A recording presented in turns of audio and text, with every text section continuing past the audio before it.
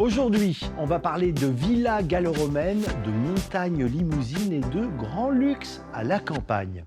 Direction le massif des Monédières, situé sur le plateau de Millevaches à 850 mètres d'altitude.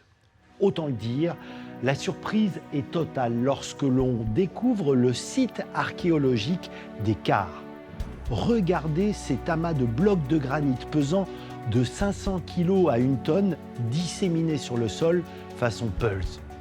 Les vestiges de deux immenses mausolées, autrement dit des tombes, posées au sommet de la colline.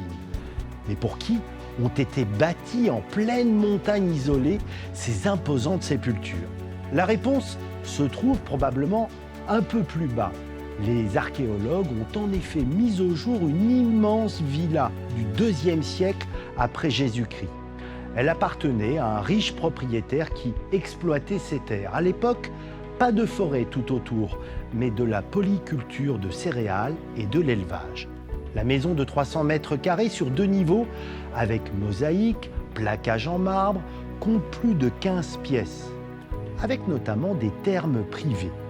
L'eau était récupérée dans cette immense cuve monolithe, puis circulée par des canalisations en plomb.